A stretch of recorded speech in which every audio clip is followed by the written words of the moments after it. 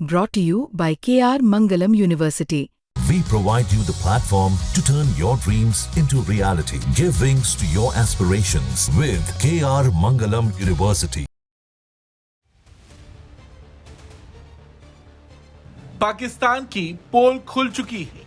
उसके झूठे दावे और उसकी फर्जी खबरें भी अब उसे बचा नहीं पाई। ऑस्ट्रियाई मिलिट्री विश्लेषक टॉम कूपर की रिपोर्टिंग ने पाकिस्तान के दावों और जमीनी हकीकत के बीच का अंतर पूरी दुनिया के सामने उजागर कर दिया है। उन्होंने साफ कर दिया है कि इस पूरी लड़ाई में पाकिस्तान भारत के आगे कहीं भी नहीं था। भारत की सीधे तौर पर जीत हुई है। आपको बता दें, टॉम कूपर दुनिया के सबसे सम्मानित युद्ध विमानन इतिहासकारों में से एक हैं। वो ऑस्ट्रिया के विश्लेषक, लेखक और मध्य पूर्व से दक्षिण एशिया तक के हवाई युद्धों के विशेषज्ञ हैं। इसलिए जब वो भारत के हवाई अभियान को साफ सुथरी जीत कह रहे हैं तो दुनिया इस पर जरूर ध्यान देगी। टॉम कूपर ने लिखा, साफ साफ कहूं, जैसा हमेशा करता हूं, CNN और बाकी PR कोशिशों में मेरी कोई दिलचस्पी नहीं है और ना ही किसी और कंपनियां या पश्चिमी सैन्य विशेषज्ञों की राय में।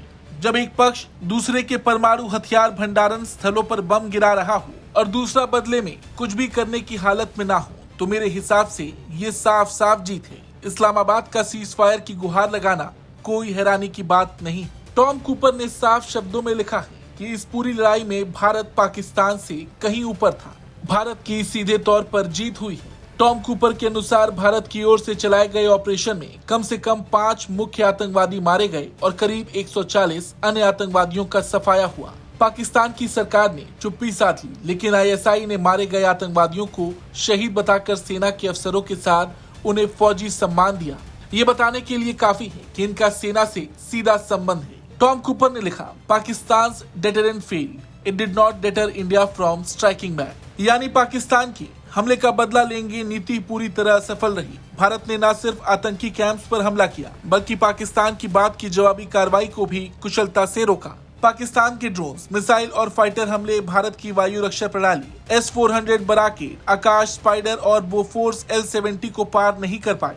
भारत की इंटीग्रेटेड एयर डिफेंस सिस्टम दुनिया की सबसे प्रभावी प्रणाली बनकर उभरी है। टॉम कूपर ने अपने इस पूरे आर्टिकल में पाकिस्तान की विफलता को काफी उजागर किया है। भारत ने जो पाकिस्तान का पानी रोका है, उस पर टॉम कूपर ने लिखा, India has turned off the water tap for Pakistan and Pakistan found no means to force it to revert that decision. Bharat ने पानी रोक दिया और पाकिस्तान कुछ नहीं कर सका, जबकि ये उसके लिए रेड लाइन थी। कूपर ने यह भी लिखा, nobody there learn anything at all that India dead striking back regardless of all the possible Pakistani threat. Pakistan ने कुछ भी नहीं सीखा, यहाँ तक कि उन्हें समझ नहीं आया कि भारत ने उनकी धमकियों को गंभीरता से लेना बंद कर दिया है। इसके अलावा भारत ने पाकिस्तान के आधुनिक HQ-9 एयर डिफेंस सिस्टम को भी तबाह कर दिया, वो भी रावलपिंडी और कराची जैसे अहम ठिकानों पर। और अंत में पाकिस्तान को खुद भारत से बात करके गोलीबारी रोकने की मांग करनी पड़ी, यानी वो पूरी तरह से बैकफुट पर आ गया।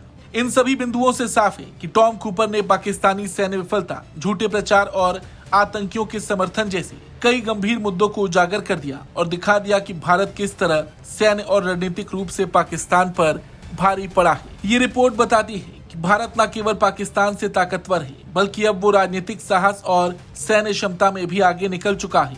इस पूरे संघर्ष में टॉम कूपर की रिपोर्टिंग ने दुनिया को दिखाया कि पाकिस्तान का डिटरेंस सिर्फ दिखावा है और भारत अब रणनीतिक सोच के साथ ठोस कार्रवाई करने में सक्षम है। भारत ने अपनी जनता, दुनिया और खासकर पाकिस्तान को एक स्पष्ट संदेश दिया है कि अगर आगे पाकिस्तान इस तरह की कोई हिमाकत करता है तो उसका अंजाम उसे ही भुगतना होगा।